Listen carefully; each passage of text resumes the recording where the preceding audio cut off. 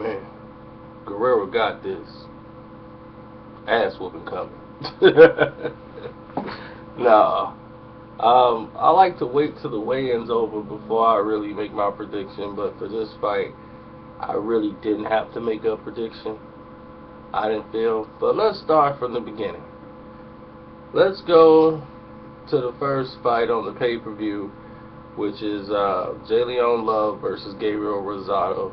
We all know that Love struggling to make weight.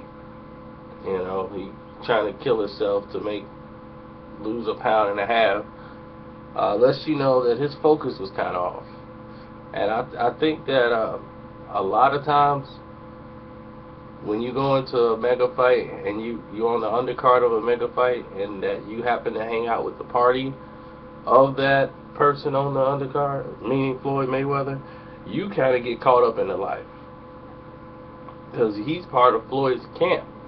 You know, he's doing all the things Floyd's doing, but Floyd is able to mentally focus to block all that out and still put in that work to make sure he's on weight and he's going to get everything done the way it's supposed to be. Others, they're young sometimes, and it's kind of overwhelming to the majority of them, but you're a professional and you should do your job professionally. And Gabriel Rosado is not the kind of fighter you want to come in the ring with and not be prepared. The guy's from Philly. He's tough.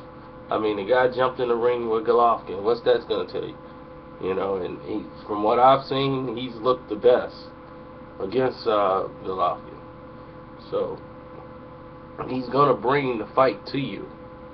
And you're going to have to either do something to stop this guy or not. And what I see is Gabe Rosado using the jab, coming behind it with right hands and hooks on Jalen Love early. Jay's going to be looking for shots. What he can't do is stick his head out and do all this again. That's not going to help you in this fight. You need to keep your weight balanced, keep your feet straight, and wait for openings that way. You know, the wide stance isn't needed because the only thing it's doing is cementing you in the ground from his movement, and Gabriel can move. And I think he needs to relax and let the fight come to him. I see Gabe Rosado's size and just experience, boxing experience period, taking a toll on him.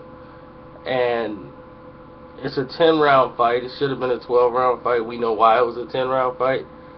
And I just don't believe Gabriel. I mean, I can't see Gabriel Rosado losing this fight. But I wouldn't be surprised if there's a controversial, like, we're going to save your life type draw for Jalen Love. I just see too much experience on Gabriel Rosado's side of the game, you know. And let's go to the second fight, which is Ponce de Leon and Abner Mares. I hate to see two guys I really like fight each other. It's like this whole card is like that. The whole card is like that. Ponce de Leon and Abner Mares know each other's style very well. They're very familiar with each other's style, and that could make for a good fight and a boring fight. But I just don't think that either one of these guys know how to be in a boring fight. It just can't happen. They just know how to throw hands. And right before a main event, this is the kind of build-up fight you would want. But at 32, you know, Ponce has been in a lot of wars. You know, he's kind of slowed a bit. You know, he's becoming more of a thinker in the ring, and I don't know how good that is for him at this point. But I see Abner Mares finding a way to win the fight. If an adjustment needs to be made, the adjustment will be made by Abner Mares.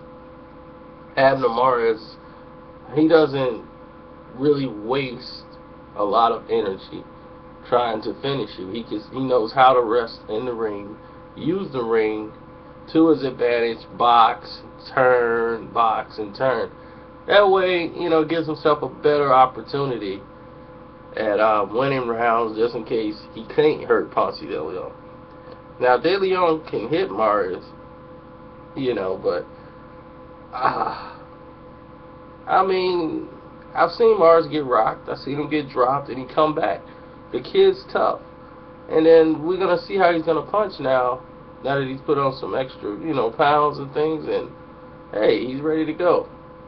And I'm riding with him on this one. So I think Abner Mares wins the decision against Ponce de Leon. What Ponce could do to win the fight, that I think he needs to do, he needs to, when he does those head feints, he should throw well, he already does it, but I don't think Mares will be waiting for it. That big left hand, when he dips his shoulder and he comes down with it, he needs to follow it up with a right hook. If he follows that up with a quick right hook, he might catch Abner Mares by surprise, because Ponce is not known for a follow-up shot that comes really fast right after the next shot. If he throws a big shot, he normally loads up for another one. So when he throws that quick 1-2, that's the old Ponce. He would catch you with that 1-2. But now he kind of like lunges with the power shot. Then he'll set up again with another power shot instead of just following with a 1-2. That right hook makes every bit of difference. Now let's get to the main event. Let's get to the degrees. Floyd Mayweather, Robert Guerrero. And how do I see this fight breaking down?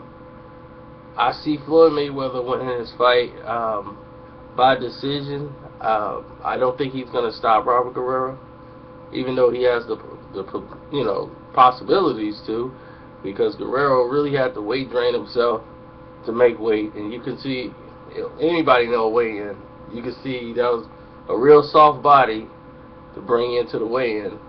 He's going to be real big on fight night. Might be 160 plus. And would it help him? Would it hurt him? Well, I think he needs to be light on his feet, and that's something I don't think he knows how to be. Floyd should be turning him in this fight. As he boxes, he should turn. Make Robert Guerrero work. Make him turn. Make him see other things to your greatness. So then he's going to learn, like, man, this is difficult. Get him frustrated in the ring. You can win rounds against Robert Guerrero. He pushes a lot of his punches when the rounds get late. Anything past like 5-6 rounds, that's when the weight starts to take his advantage against him. As you saw in the Berto fight, when they love to show you Berto getting his brains beat in, Berto actually won rounds later on in the fight because Robert Guerrero was tired and he's trying to push his punches. He becomes pushy, and that's why he wants to grab and rest and put his weight on you.